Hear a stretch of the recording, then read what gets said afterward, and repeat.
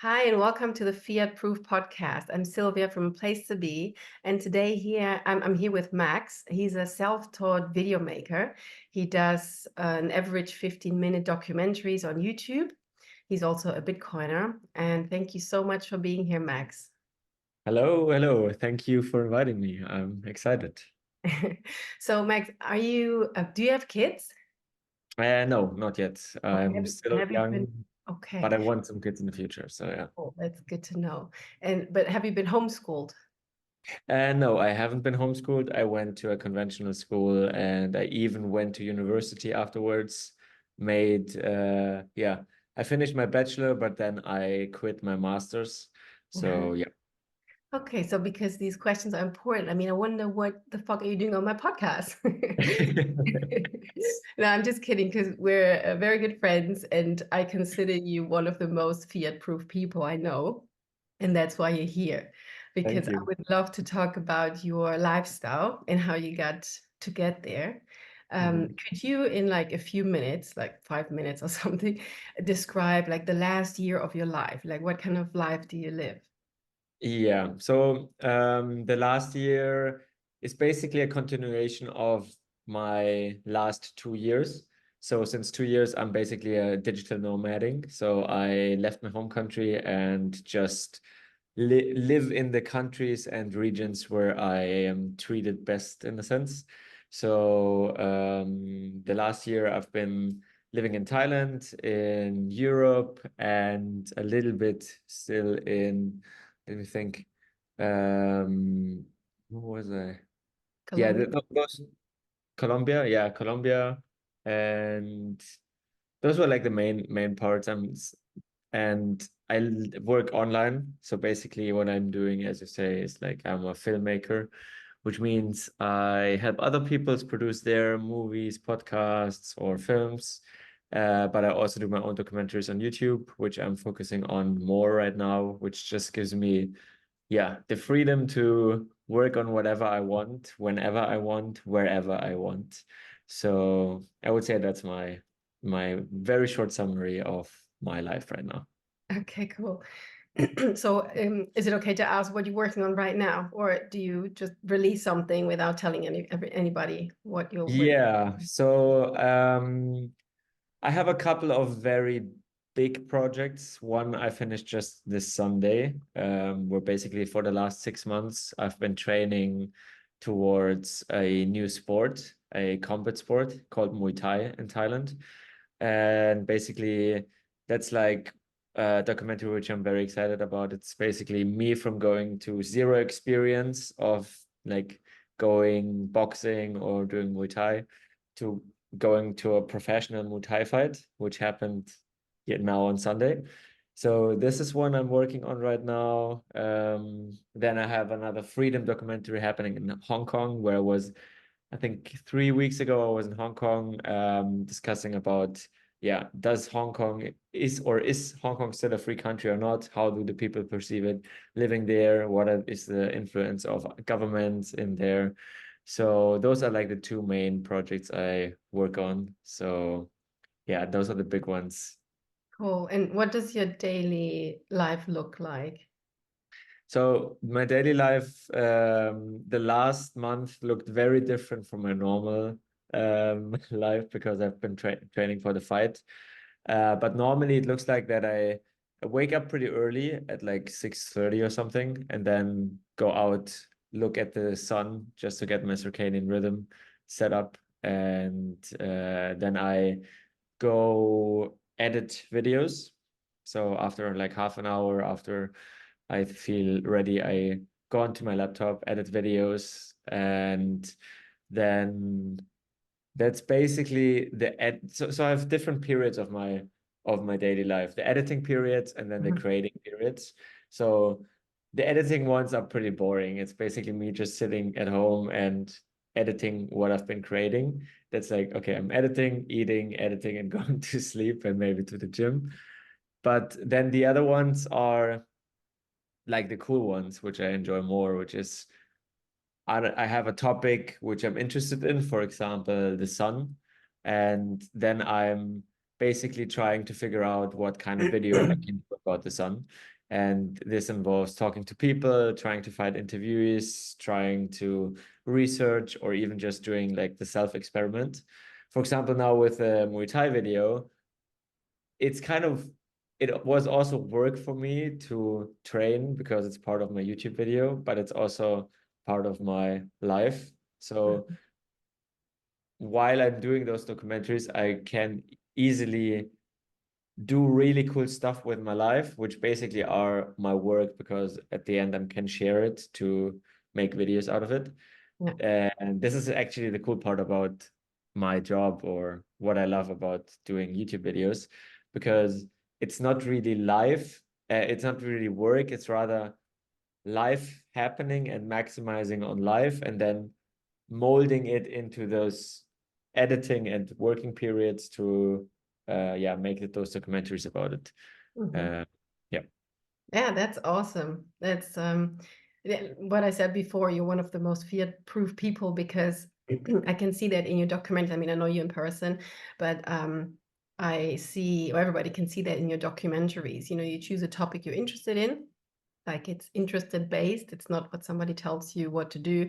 And then you do this research, you look into things, you look at both sides. You know, you talk to people who have this opinion, and then to people who have the opposite opinion, and you listen to them, and then you try it out yourself. You don't just believe what people say and, you know, do research and then pass on information. You really do the work yourself. And that's Mhm. such a great thing. Like Yeah, I think, uh-huh. yeah, it's like, um that's a cool thing about just trying it out, because like also some Bitcoin stuff is doesn't work for me. Mhm. So it's like, yeah, don't trust, verify is very important in my life. And I would consider myself a generalist, and that's why, like, I can go into all of those different topics, and teach myself what it is about, and just take the good things from my life Yeah. and then incorporate it. So yeah. Yeah, and I can see that you kind of, it's not that you're preaching things, you know, you're showing these different voices that are out there. You do, like what I want to say is like you practice what you preach, even though you don't preach. You just, you know, give information and people can take it or leave it. But you know, you did the carnivore documentary, and you're, I suppose, it's mainly animal based. Your diet is Yeah. mainly animal Yeah. based, and you know, the sun documentary, and you live, you know, you get up early because the sun rises, or because you set your alarm clock? Like, I don't use alarm clocks, no, Yeah, because it's okay. Yeah, because we don't need that. Yeah, yeah. wake up Yeah. because the sun is out. You did Alarm document. clocks are Fiat. Sorry. Alarm clocks are Fiat. Yes. Yeah, we don't use them either, unless we have to catch a flight or something. Yeah. I have Rob as well. I say if I have a lie in and I'm not, like today, I said if I have a lie in and I'm not up at 10, please wake me, Mhm. because you know, I sleep with Lima and Bo in one bed and they do wake me all the time. So when Yeah. I can, I have a little bit of a lie in, and then when I have a meeting like with you, I have Rob to wake me gently. Very good. And you are still sleeping on the floor? Yes, I am. Yeah, there's Yes. another documentary. It was super fun to watch. And Alex from A Place to Be, you know, our friends and Place to Be members, he and AJ, their son, they also sleep on the floor now. So, Very good. and for AJ, he's 12. He said it was like, it's like Easy. make no difference for him. Yeah. It's just comfortable on the floor. He had Yeah.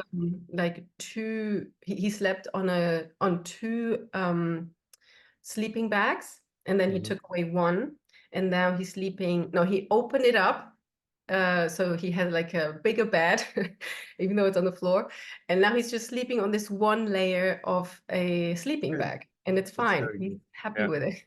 Perfect. Yeah. Yeah. It's sometimes it's weird for me still to, because I did the video because I was seriously intrigued about it. Like, people sleep on the floor, why? Like, and I tried it. And now I think the video has like 150,000 clicks or something. And Mhm. like, so many people tell me that they started sleeping on the floor and how their life got better by it. And yeah, that's the cool thing about like um about this. I just try it for myself and show it. And like, it's not that I say, okay, you need to sleep on the floor, because Mhm. like I just, with my videos, I think I often just want to show a possibility of an alternative lifestyle, like a Fiat-proof lifestyle, and Yeah. then people can try it for themselves. And like, I'm always astonished by people telling me, "Oh, I started sleeping on the floor." It kind of makes me super happy to see that other people also try to go into that direction. Yes. Yeah, it's really good if you see that it works for you. And I'm sure there's always somebody who it doesn't work for whatever reason. But I Yeah, also see, if people come to me and say, yeah, I try to be a bit more or like less controlling or less this with my kids, and they see that it really works better, like their relationship improves and the kids are happier. yeah, So yeah, that's a really nice thing to see. What I was wondering about, and I have this plan for when we move to a place to be, because right now we live in a rental apartment, and all the furniture is from the landlord, yeah, and there is no place where he can put the stuff. So my idea is to not have, or like have next to no furniture at home. We want like tatami mats with cushions. If we have a table, it's a really low one, and there's maybe this poof to sit on, like very low. Have yoga mats, because that's what we have on the balcony. And I like to work, on this poof, on a yoga mat, and on the low table. And I can sit there for like an hour, changing like position now again with my, feet on the floor or knees on the ground or the lotus position. And because I have this theory that when you sit too much, it's like this comfort, this level of comfort we have nowadays, makes things easier for us, but our bodies kind of suffer because they go away from what's natural. mhm, And the squatting position, we don't do that very often. It's very hard for me to get in a low squat without lifting up my heels. yeah, It's like my girls can do that. Their friend, like most kids can do that. They can squat down, bum, no, almost on the ground. And I think that's very important, especially for the digestive system, because like years ago, we had this squatty potty, this little step that you put in front of the toilet. So your knees are up and there's more pressure and it's easier to poo. mhm, So and I imagine like it would be great for me to go back to that, and for my girls to keep that natural flexibility in their hips and their hamstrings, and just because if something gets tight there, the rest of the body somewhere, and in another part of the body, something has to change to compensate. So I also want, in the co-working space of a place to be, I also want to offer just normal tables, but also just having yoga mats, having low tables so that people can choose, having this floor bar, the ballet bar, so people can stretch in between. Just of course, we all sometimes need to work and use the computer, and some more than others. um, but I think it's important, well, to, if you want to not suffer in the future at an older age, or even now you could start with back pain, or tight hips, tight anything in the body. Then yeah, for me, I've decided that I'd like to live a bit more the natural side, but still in a house and yeah. not in a cave. So yeah, I wanted to hear your thoughts about that, and if there's anything you had ever thought about like this, and maybe there's a Yeah. documentary out there. Yeah, maybe. Yeah, no, like I sometimes think about this, like our civilization in a sense, like we think everything is progress and progress, and like all of the as you say, like the comfortable stuff we do is like yeah, progress into the right direction. But I often like to question that in a sense, like even sleeping on the floor, right? It's kind of questioning the normal civilization, societal norm, which is like, yeah, you sleep on a bed. And I think you can do this with a lot of different things, as you say, like with furniture and so on. It's like, I'm really questioning when did humanity go too far in like putting too much comfort into our lives? Because um, I think discomfort is a very important part of life in itself because you learn so much about yourself, about pain, about suffering, and therefore also about like the positive sides of life, right? Mhm. And it seems like our society is going into a direction to totally annihilate all discomfort in our life because it's labeled as bad, because it's, as the word says, discomfortable. But I think by going totally in that direction that you lose a lot of abilities to learn about life and to learn about like what it means to be a human being in general. So that's also why I do the things that I do to go often in discomfortable situations because I know those are the times where I like can really learn about myself and look into parts of my being which are discomfortable, but it's very important to be aware of them. Mhm. And yeah, it sounds like because you asked me if I went into a school or not, it feels like I also with the school and university and so on wanted to go the comfortable way and like, okay, you do this, you do that, and then you get a job. Um, but now I'm in this kind of discomfortable way of doing. I don't know what the next video is going to be. I don't know if it's going to make any money, if anybody's going to click it or interested in it. And it is hard. It's definitely harder than having a normal job, but it's also so much more fulfilling. Yeah. And yeah, that's a very long-headed answer to you removing furnitures, but definitely see that like as you say, like less can often be more. Oh, yes. And um yeah, Yeah, I like mean, that's my motto, less is more. And with the, you just said something I wanted to say. I want to, ah, what was it? diversity, discomfort. Yeah, something about the discomfort. It was just a quick answer. I don't know. It doesn't matter. Just continue, please.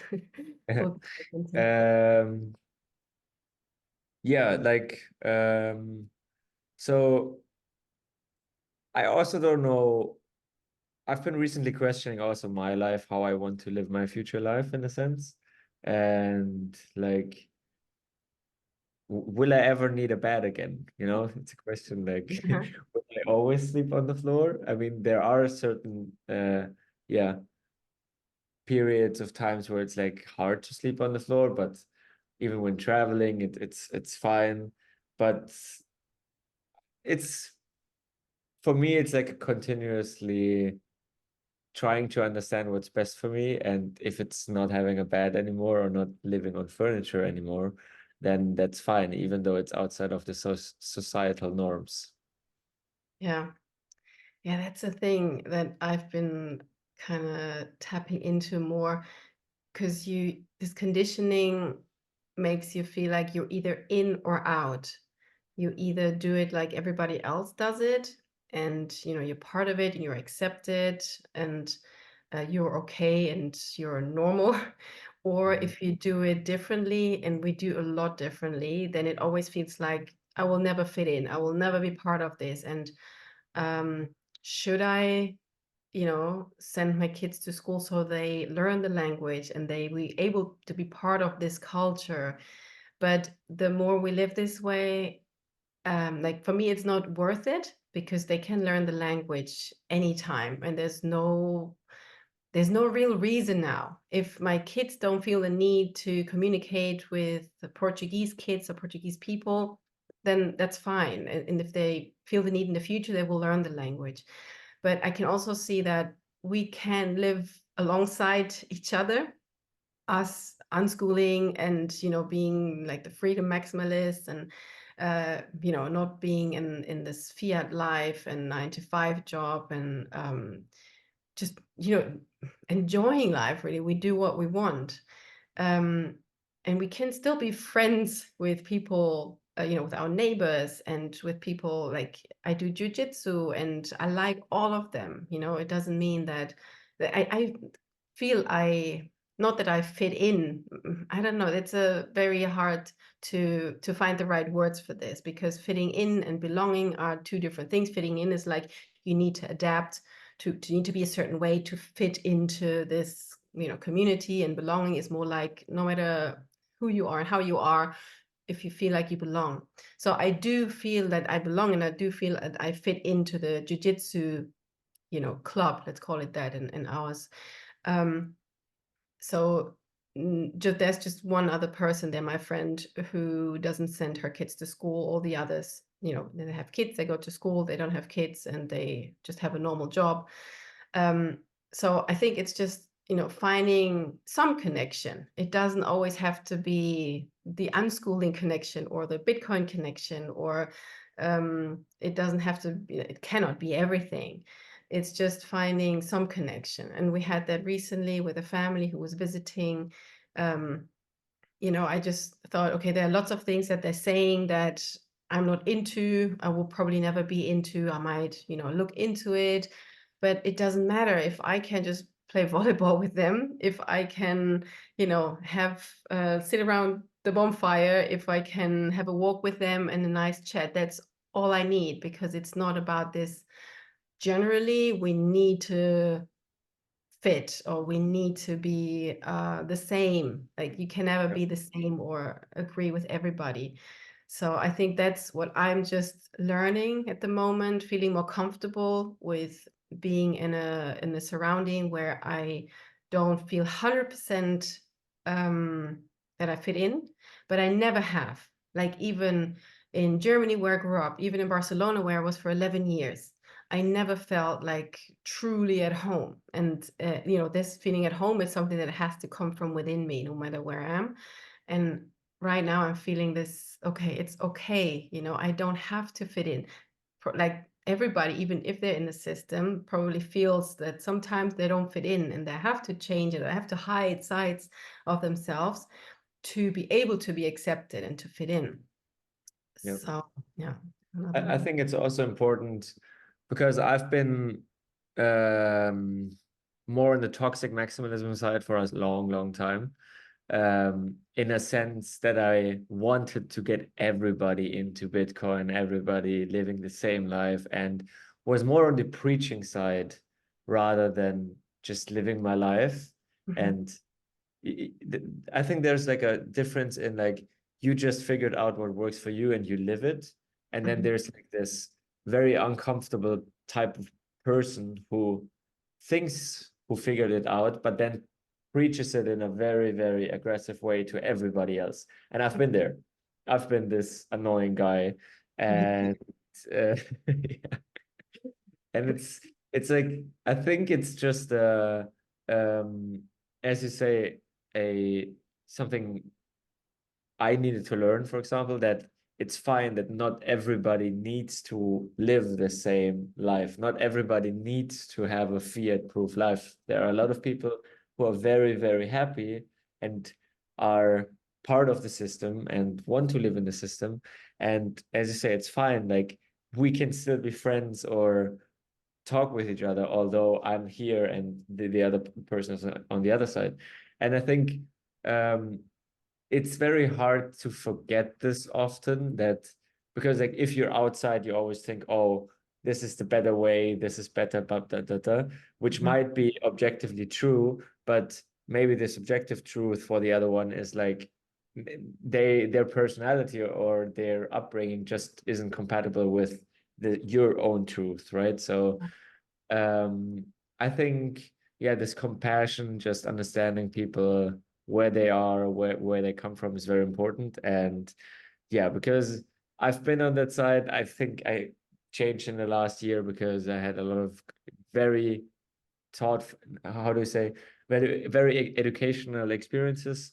So yeah,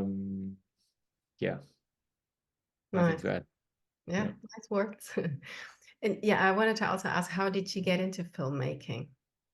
It was basically a um coincidence. As a kid, when YouTube, like 2006 or 2007, when YouTube started, I wanted to make YouTube videos. Like with my shitty phone, I started doing some YouTube videos with friends. We did this for like a year or two. It was very, very bad and very, very like in the beginning it's of everything. But then I kind of lost the interest at all. Like I focused on school. I wanted to focus more on yeah, school and football and whatever. And then I still always had this creative urge in me to create something and to uh yeah, be a creative person. But then it shifted to making music for a long time. So when I was 14, something like that, I started producing music and made like my own songs and did this, I think, also for like 4 to 5 years until I studied music or music business. And then again, I lost the creative urge because university put it out of me. It was like more, here are rules to make money within music business. This is what you need to do to be successful, blah, blah, blah, blah, blah. And like this playfulness, which I always enjoyed, kind of got stripped away.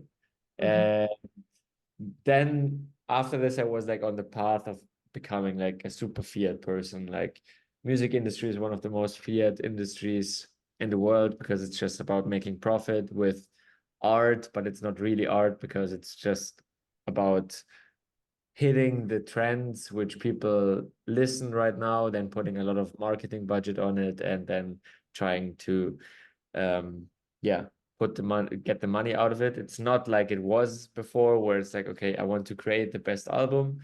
It's very fiat right now. Like TikTok artists or like famous TikTokers are being taken, thrown money at, saying you go in the studio, make a song, okay, we have a hit, okay, that's it. Wow. So that was when I almost entered completely the music industry. That must have been, oh, it's already 6 years ago, 7 years ago or something.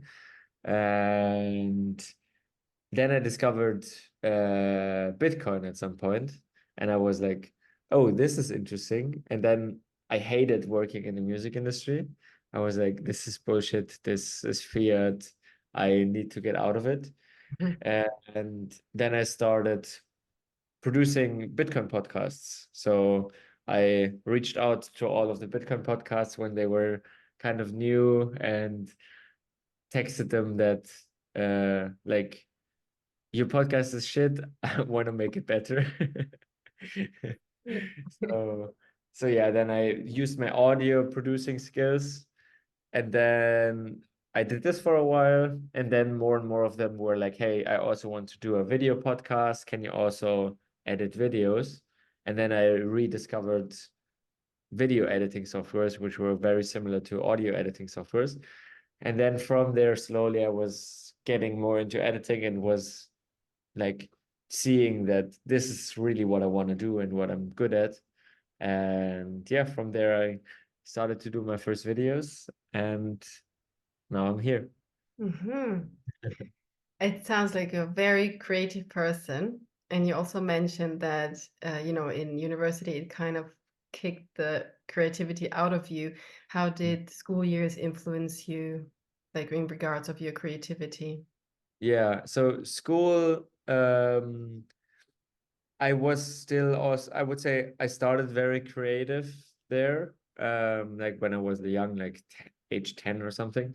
But then like the more serious school became, because I wanted to go like to a good university and so on, it's like um it always felt like this creativity is not part of the real world. It's kind of part of kids' world, in a sense. And that's why I left the creativity Mhm. like behind.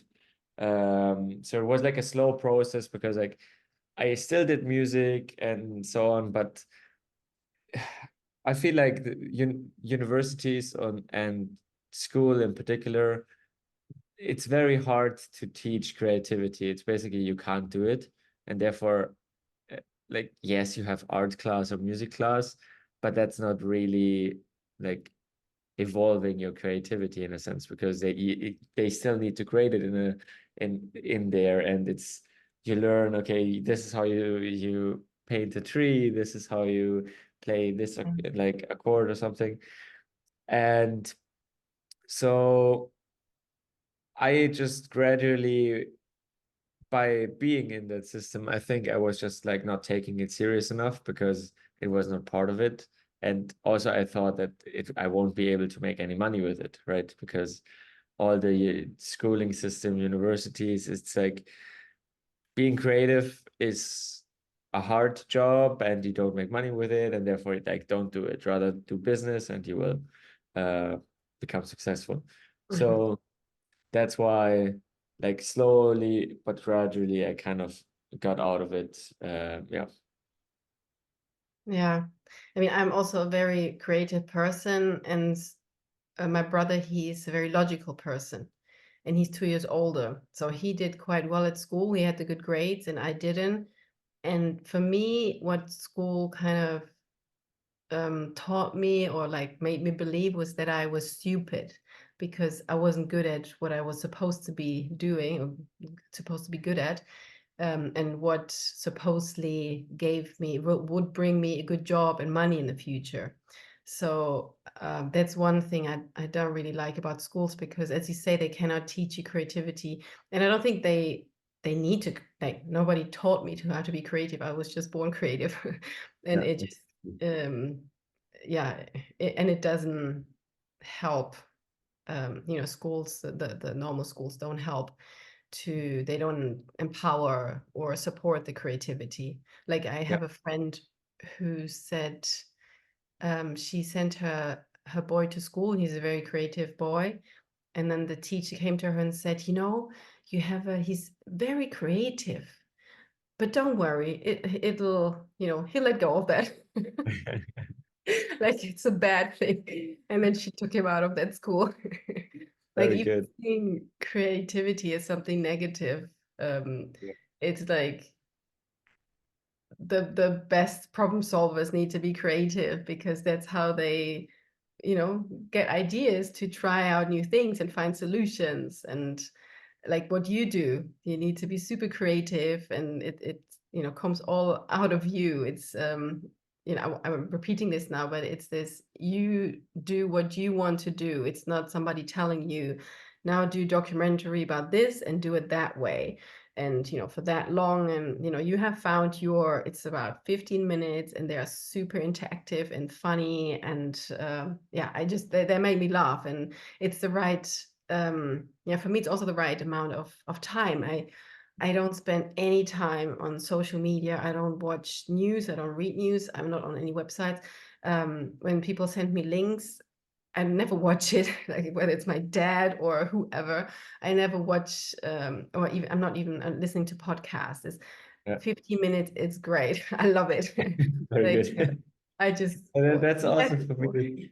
It's like I also, my attention span, it's not like, I wouldn't say it's short because I'm able to focus on stuff very long, but it's like it's an expensive attention span in a sense, if it makes sense. Like something needs to be very interesting and very intriguing for me to um keep watching it or keep listening it or something. And I think that's why I'm super hard on myself how those videos are, because I would click away so often, like in yes. like the early early versions. So I have to redo it. So it's like it's a good flow. Yeah. It's kind of Yeah. my personality reflecting in the videos. Hmm. Yeah. Yeah. Like, you're a very likable person, and you totally you on the videos. It's cool. What I was gonna ask. Okay, school years, yes. So, anything else you wanted to add? Like, what would you have done if you hadn't gone to school? What would you had, what would you have had your, no, what would you have spent your time with if Mhm. you hadn't gone to school? Yeah, it's a good question because um that's also why, like, often I ask myself, like after doing the documentary about A Place to Be and so on, I'm also questioning myself, what would I do with my kids? Because I also have the question, what would I have done as a kid? Because I think I still was like, maybe that you can answer this, but as a kid, I don't know if like I would have done anything um other than play football, you know? Like I liked football. I played football all day, and I probably would have played football all my life. And um with kids, I was like I was a very active person, very sporty and very in my body. And I think that's the difference now that I think about it. Like I'm a very, very bodily person, not like not a mind person. So I'm rather an executor rather than a thinker in a sense. So as a kid, I was always like outside and doing things and so on. And now I'm kind of doing the same. I'm just like if you would ask my friends here, they're always like, yeah, Max is always in his body. He's always stretching and he's like all of that stuff. And he doesn't think, he just does it. Blah. And, and it's kind of true because um, that's how it feels natural to me. That's like how I like it. Mhm. But from being as a kid like this and being now like this, I have this phase in there where I wanted to maximize my mind. And like in school, I was very good in school. I learned a lot and I was able to get like good grades and so on. And that's why like I also don't really have a bad uh like a bad memory of school because like it Mhm. was fun. I was good in school. So it's for me it was just a total different mode of being where it's like, okay, I want to get smart, be smart and do something. And now in retrospective, I understand that's not my true self. I'm rather the opposite, like I described it Mhm. before. Um, but like to be totally frank, it's not that I'm like, oh, school was shit, school, Mhm. blah, blah, blah, blah, blah, blah. So yeah. Yeah, I mean, that's great if you were very creative, but could still, kind of play the system or be like follow the system and just have good grades. That's awesome for you.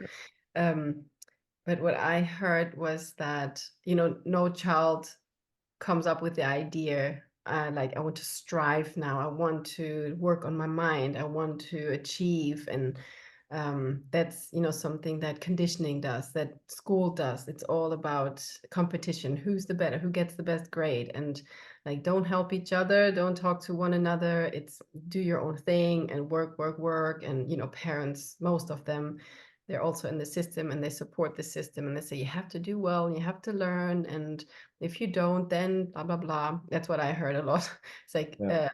no one's gonna give you a job if you have like worse than C, and Yeah. only A's and B's will be accepted. And for me, it was like, okay, I'll never get a job. That's why I studied sports, because I thought Yeah. that's the only thing I'm good at. Yeah, and that's I think it's great. I'm happy for you that you had a positive experience. You made something good out of this. Um, I still wonder, and it doesn't, doesn't make any sense. It doesn't change anything. Thinking about what could have been, I Yeah. just wonder, would you have continued with the filmmaking? Would you be a professional football player now? Would you be something completely different? We don't Yeah. know. We don't know. And like as I say, I think like my striving was definitely conditioned 100%. Like but I also had this with football. I also wanted to be like better in football and so on. So I think that's just my conditioning just from like growing up. Um but yeah, it's a very interesting thought experiment because like just imagine I would have stuck to making videos when I was like 14. That would have been like 12 years, me just like experimenting with the craft, getting better and so on. And like in those early years where like you're able to experiment without having any responsibilities that much about your life. It's like, I think those are like the times where you should actually be able to experiment about all of this, but maybe school takes a lot of time away from it, or like focus away. And if I would have stick to it, maybe I would have already seen that, yeah, that's the thing which I want to do for the rest of my life. Um, but yeah, it's hard because like the system is so big, and the matrix, the schooling system, it's everywhere. So I'm really intrigued actually to see like the first couple of cohorts of A Place to Be, to Mhm. see what's gonna happen there. Yeah. Yeah, me too. Yeah, later today I'm gonna go see the land with the investor, and then Yeah. we'll Right. see we can have this land. Yeah. And going back to Bitcoin, because I had another question about that. I mean, you explained a little bit about how you got into it. Oh, well, you heard about it and you thought it was a cool thing, but um, then you were deeply in it, and Yeah. now not such a maxi anymore, or not preaching. But what is something you absolutely love about Bitcoin that you still feel like this is so great about this Um, invention? yeah, I would say, of course, just having money which is truly yours, but like I would say this is like the easy answer, but for me it's more, I'm really astonished how something like Bitcoin is able to get together people with the same values. Like all my friends I met through Bitcoin are very, very dear friends, which I know like, okay, I can trust them. I really value them, and I know that like they have similar thoughts about life, or what it means to have it, like their perspective on life, very positive people. And I think this is like the most astonishing thing, because um, it's it's a wild community, and everybody's trying to help each other out around the world, and it's just this Jeff Booth always said it's a supercomputer of different minds connecting each other, whereas like Bitcoin is able to get like this, all of those different people with like different thought groups and like visions together, and talk about a similar future which they want to build for themselves. Like for example, that we talk here, like I'm I do videos, you do something completely different. You try to make to build a place to be, but somehow this internet money brought us together, and like we became very good friends, and we're now also able to help each other to make the future like possible. And yeah, this is, I think, just an astonishing thing. Like if something is able to do that, I think it's very, very valuable in it for itself. Not even if it's money, but this is something which I'm, yeah, thinking about a lot of times. Yeah, very grateful for that. Anything that Bitcoin has taught you? Yes, that everything is a scam, and you need to you need to check everything for yourself. Like from Yeah. literally everything. Like my life changed like I mean, I sleep on the floor. I think that's enough. But it's from, yeah, I didn't have any idea about money, about food. Everything was just on autopilot.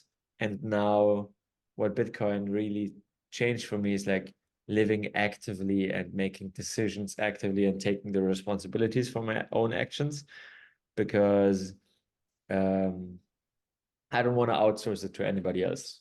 And this really came with Bitcoin. Mhm. And what are your plans? I mean, you said you have been thinking, what could your future look like? But do you have any plans? How long are you going to stay in Koh Samui and video editing? You're still strong on that? Or Yeah. Like, um, I'm a very, very flexible person. So like I have no idea what's gonna happen in the next year. But yeah, I'm probably gonna be traveling more. And yeah, just trying to maximize on life. I have like one motto for this year. I want to take more risks. So yeah, trust myself more and take more risks. That's kind of what I want to do. How this looks like, I don't know. But it's kind of like I know that I'm probably gonna settle down in like 1, 2 to 3 years and start building family. And before that, I kind of want to, yeah, take risks, experience life so that like I have everything preloaded and then I can focus on like building family and building like yeah, just how do you say, long term uh yeah, focusing also more on like building long-term family values and Mhm. community, not only in online but also in meet space. Yeah. Do you think homeschooling or unschooling could be an option? Yes, I think so. I think the one factor for me really would be if I would be able to find something like a place to be, like if I would be in Madeira, because I think homeschooling alone is good, but it's not good enough. And I think it's very, very hard. Like, um, yeah. So also like finding other kids who homeschool and so on. Like I know some homeschoolers here in Koh Samui, some Germans actually, and they found it very, very hard just because they don't have that many other kids their kids can learn with. Mhm. So I think for me, I can't imagine putting my kids into like a normal school. Maybe a good private school or like a Waldorfschule. I don't know how you say this. Yeah. Waldorf. Mhm. Waldorf, yeah, something like this, but Waldorf. Waldorf. To say like in Yeah, American. yeah. Waldorf. So I would say conventional school is a no-go, and from there I would then need to see what the options are. But like a place to be, if it will be available, then I would probably get my kids into there. I think the idea is really good. Um, yeah. Yeah, I mean, you definitely have your spot at a place to be. You had it Oh. when you started our documentary. Yes. Yes, Yeah. yes. How is it going? You said you have your investor now. Is Yeah. able The to thing talk about this here in the pet podcast, how the Yeah, that's progress. okay. I emailed out yesterday saying, like, explaining the situation because we have an investor, but then, he said he's got a partner who has more than 50% in, contribution. So he's the one who has the last call. That's why he's now flying over. I'm meeting him today to see the land, because they have a very similar vision as a place to be. And they've been buying other pieces of lands, I think mainly in Europe. So there's another piece of land on mainland that they're really like. I'm just hoping that he can see that we're ready to go. We've been doing a lot of work here. We have the team, we have the people who want to sign up, who are waiting for us to open.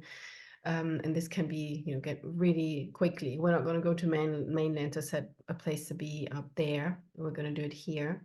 And I Yeah. hope he can see the value in that. Like, I haven't met him. He hasn't seen the land. He's probably just gone through our website, but I suppose, meeting the person who founded this and, being able to ask any questions, me showing the vision and explaining what's behind it. We'll see. Like, it's a 50-50% chance that he's going to say, yes, we'll take the land. And then we could be open up in a month or two, depending on how quickly it takes with signing the papers, because we're ready to go with the people, with the materials. I have this lady who's got these 8 containers. They're sitting around. I just want to buy them, and we Mm. put them there for the kids. They can do with them what they want. I want a completely blank canvas for them. Yeah, but again, we'll have to see one step at a time. That's what I've learned. I need to be very patient, and I have been very patient. And I can't get excited about meeting him today or excited about what could be. I really need to be I'm here right now in the podcast, and then later I'm meeting him, and then we'll see from there. Cool. I wish you all the best for it. I hope, yeah, send me a message afterwards if you know anything. That's Yeah, I cool. will definitely. Yeah. And yeah, you at a place to be would be amazing, really. We'd love to have you there. And what you said earlier, I think you know, you said it twice, like homeschooling is hard. Um, it's just differently hard. You know, sending your kids to school, like for me, it would be the worst nightmare, having to set an alarm clock, kicking them out of bed, you know, stuffing food down their throat, saying, get dressed and let's go now, otherwise you'll be late and you'll get into trouble. And Yeah. then leaving them there even though they don't want to be there, crying. And you know, I know like especially if they don't speak the language. I've known another homeschool mom who did send her daughter into a like Montessori type school, which is very, you know, freedom based, but still the girl, she was so anxious about going there and exams, and she was crying before going there. So it's just differently hard. Like we have the most amazing life. Like we get up when our body wake up. We, you know, first thing they do is play, or and then they say, let's go to the pool, or they say, let's go to the beach, or let's go to the park. Let's go explore something. And can we take this person along? So we do have a little bit of a community here. We have friends who don't Yeah. go to school. It's not massive. It's not like we're 20 families. Like we have like 4 or 5 families here. And you know, sometimes it's this family, sometimes it's that boy, sometimes it's that girl. Um, but it's good for us. Like also when you think about school, what they think, okay, school is great for socializing because there are all these kids, but like for my girls, it would be way too much, especially for Bo. Yeah. It's just if there are too many people, she completely closes down and shuts down. She doesn't want to, you know, she wants to be in my arms. Yeah. And having that like on a forced in a forced way every single day, you know, except for Saturday, Sunday, super hard on the mind, on the body, on the relationships. So for me, unschooling is 100 times easier than sending my kids to school. Yeah. It's, you know, what you make out of it. If the most important thing is, of course, having friends and you know, all ages. So that's what I've done. Like that's what I do wherever I go. The first thing I do is I look for cool people around. I exchange numbers. I say, shall we meet tomorrow here, or you know, do something together, and just, you know, get friends, just meet people, even if they're, you know, whatever age. Hang out with people. But then again, when our friends are away for weeks or months, and there are phases in our lives where we don't meet as many people, it's nice. It's like it's just us. It's just we do what we want. And sometimes it's just a regular, okay, we gotta go shopping now on I have to buy this, I have to do that. Do you want to come or do you want to stay? It's for us, it's a very easy life. So you know, people think it have to be kids, there has to be socializing. Yes, but not on such a mass scale in such a, you know, time Yeah. pressure. And yeah, just feeling what do you want to do today? What do you want to do now? It's like just feel inside your body, and then we communicate. Like I want to do this, or I have to do that. Well, how do we do this? It's just real life, but on a slower pace. And I like it. Like I enjoy our lives. Like the hard moments, they pass in minutes. It's not like there's a whole day of, you know, uh somebody going crazy. They have their crazy moments and they cry and they scream, and you know, I sometimes lose it. And but these are short moments. Like sometimes it's once a day, sometimes it's 3 times a day, sometimes it doesn't occur for a couple days. But that's this living in the moment, you know. And we don't hold on to, you know, we don't hold grudges. Like I might, you know, explode, but then I'm not angry and passive aggressive for an hour. I just that in that moment, I don't like this. And Yeah. then next moment is okay, what do you want to eat? You know, I'm back, I'm okay.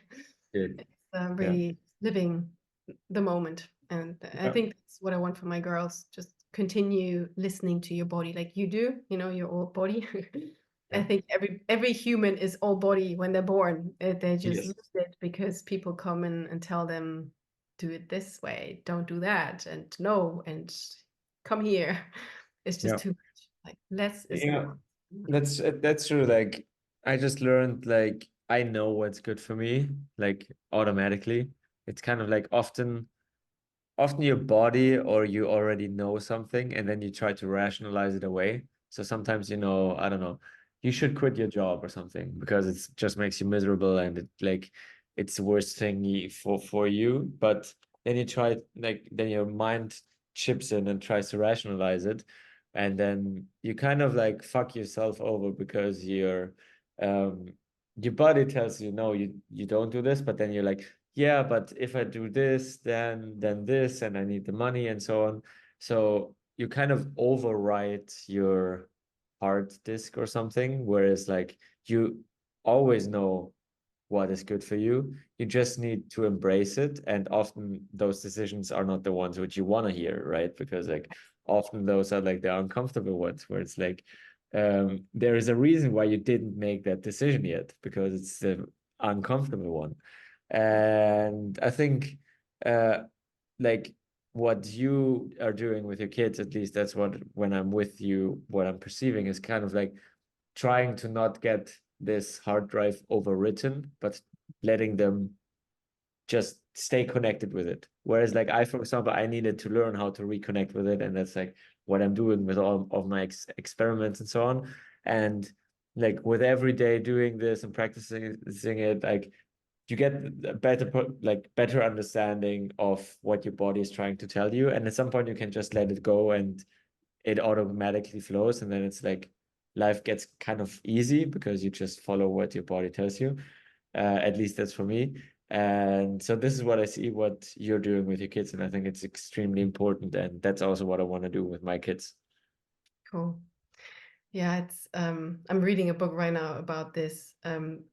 And is there any other tip you can give? Because most of the people listening to this are probably parents who are unschoolers, who are hopefully most of them, in line with one of the things that we value at a place to be, which is undoing the conditioning, getting back in touch with this, natural intelligence, but what we're born with. Like, is there anything you have been doing or not doing, to get where you are, to get back in touch with this? Um, for me, it's like, um, for me, it happens in those extreme situations where it's like, I just did my Muay Thai fight, right? Muay Thai fight, who doesn't know it, it's one of the most extreme combat sports. You wear gloves, okay? But other than that, you can do everything. You can punch your opponent with elbows, with knees. You can basically do everything. And everybody who I talked to was like, oh, that's way too hard. Oh, that's like you're gonna hurt yourself, blah, blah, blah, blah, blah. But somehow I wanted to like there was something where I wanted to figure out if I can do this and if I can like not master it, but I wanted to learn this. And same with like I one of my videos was about discipline and overcoming my greatest fears, which was like I just ran a half marathon just without training, without running, without anything. Like I haven't run for 5 years. And for me, it's like doing this extreme things, which kind of no one says you can do it.